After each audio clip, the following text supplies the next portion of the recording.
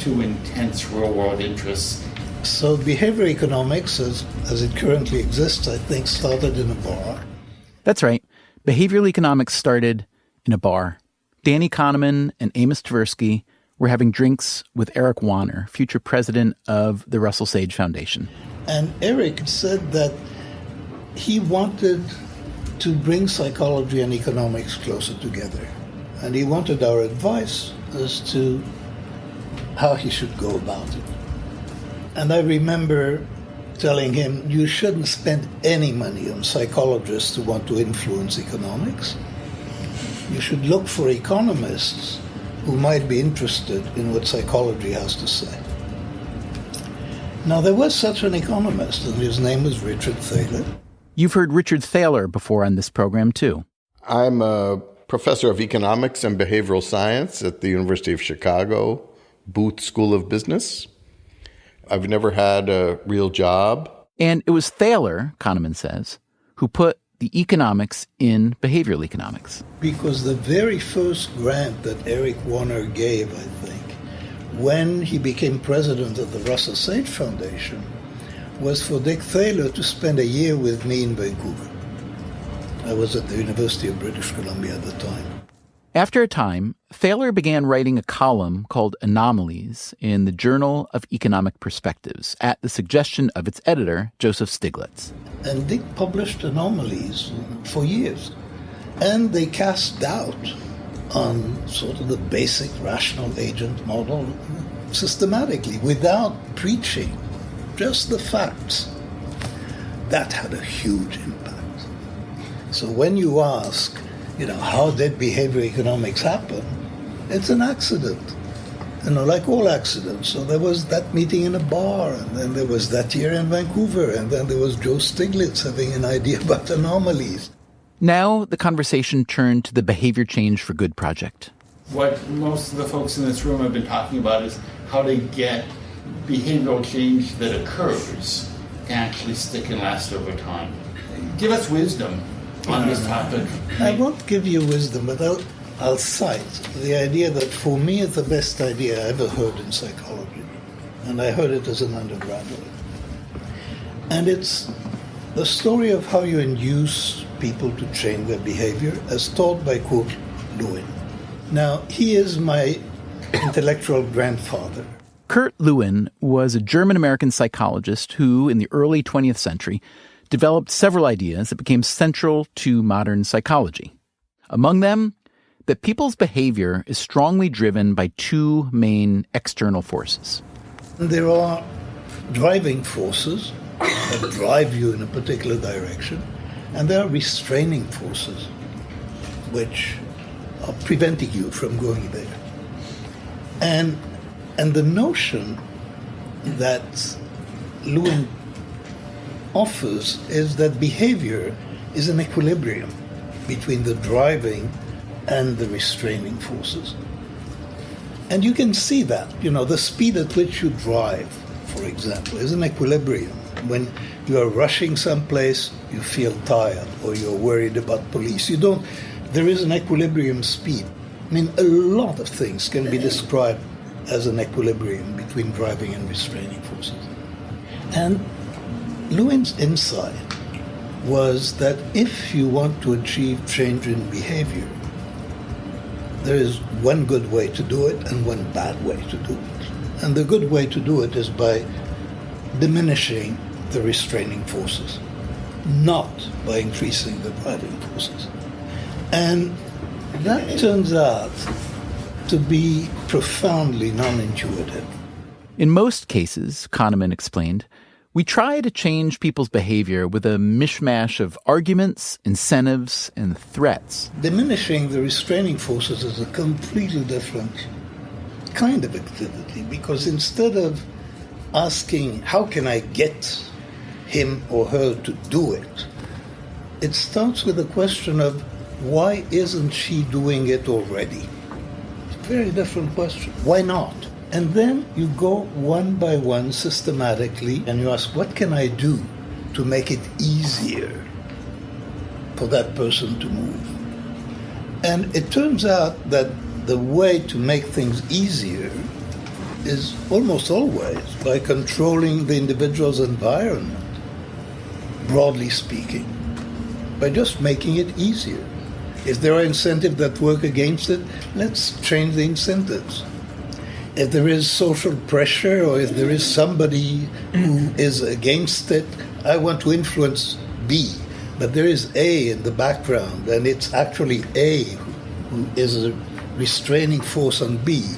Let's work on A, not on B.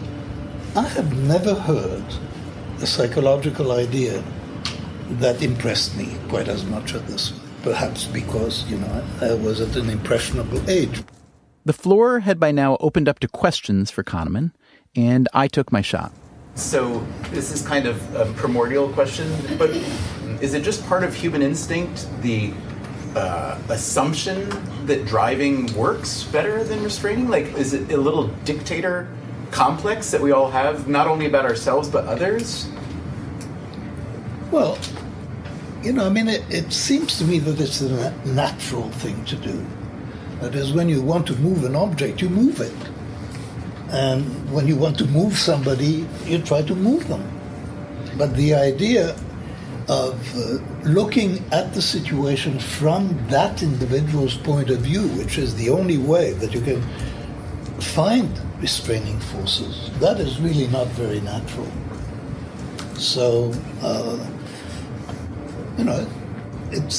it is primordial. It is, very basic that when we want things to move, we move them.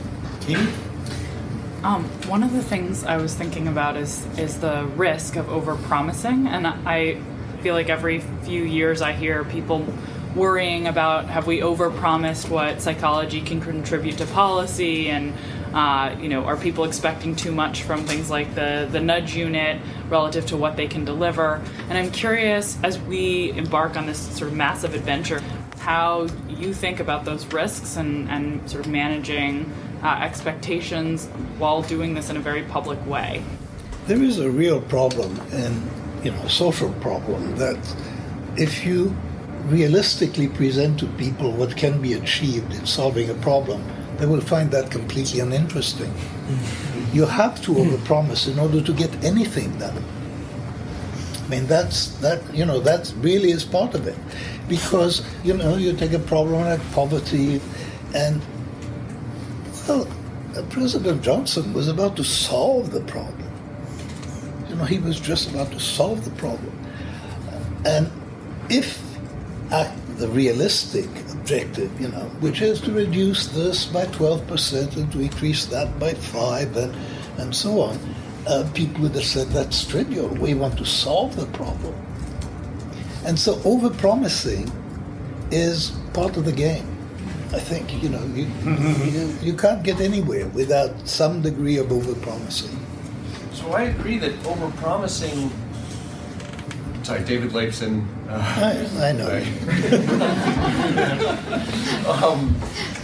I agree that overpromising has the virtue that it accelerates the initial effort, but it has the cost that it undermines the ongoing effort. So I'm surprised, particularly in light of all the work you've done explaining the psychological biases like the planning fallacy and other biases that lead us to overpromise, not because we're doing it as a rational, sophisticated strategy, but rather as a psychological error.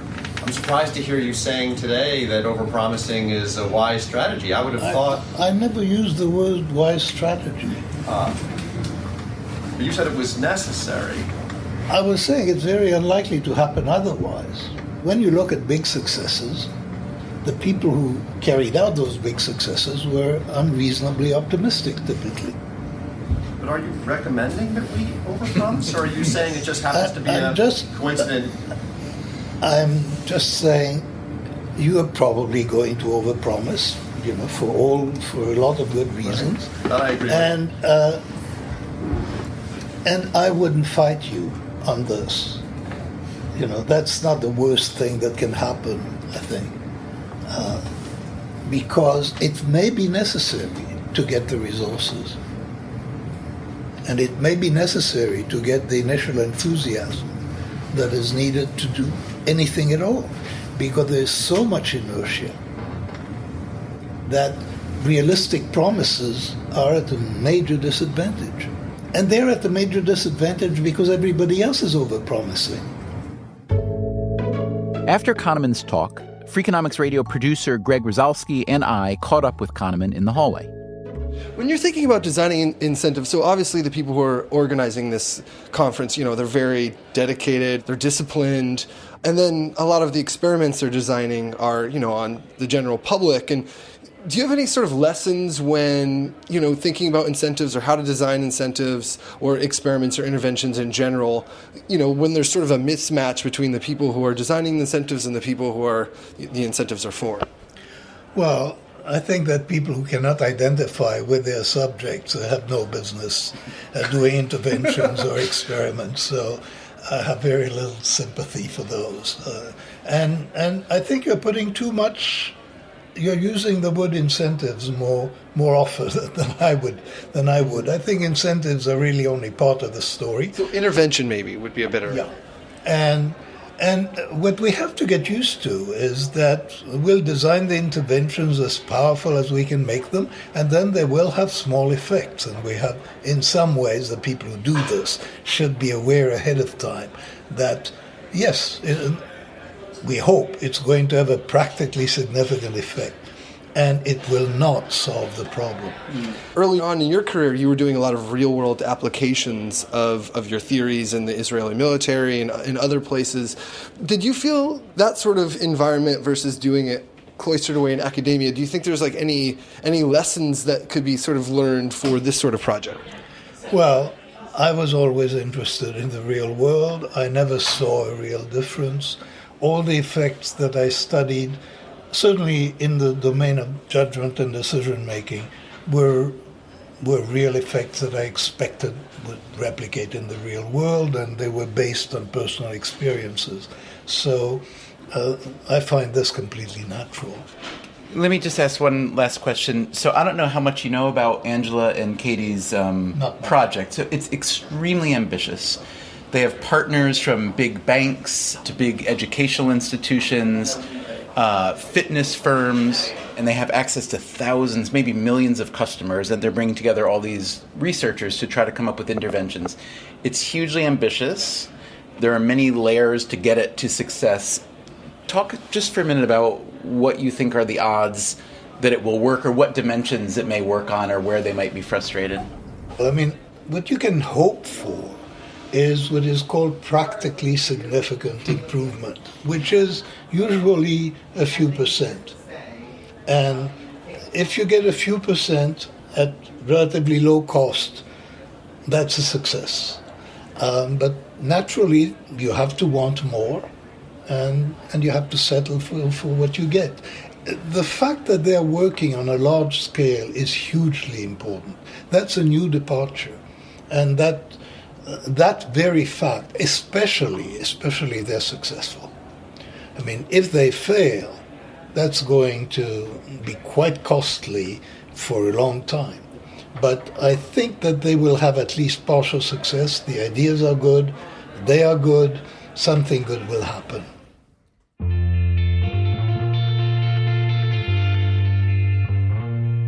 Something good will happen. Maybe. On the other hand, he also says if they fail, it's going to be quite costly for a long time. I asked Angela Duckworth whether Danny Kahneman's assessment scared her off. After all, she is devoting most of her professional life for the next couple years to this project.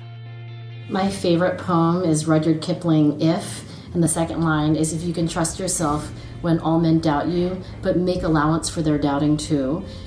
In other words, do what you're going to do, but when someone says there are 19 problems you hadn't thought of, write them all down and then solve them. Thank you for giving us an ending to the episode. That was very nice of you, Angela. Okay. We will be keeping tabs on the Behavior Change for Good project, and we'll let you hear about it in future episodes. Meanwhile, coming up next time on Freakonomics Radio, I'm guessing you've heard about the concern that companies like Google, Facebook, and Amazon have gotten too powerful for the public good. they have developed the capacity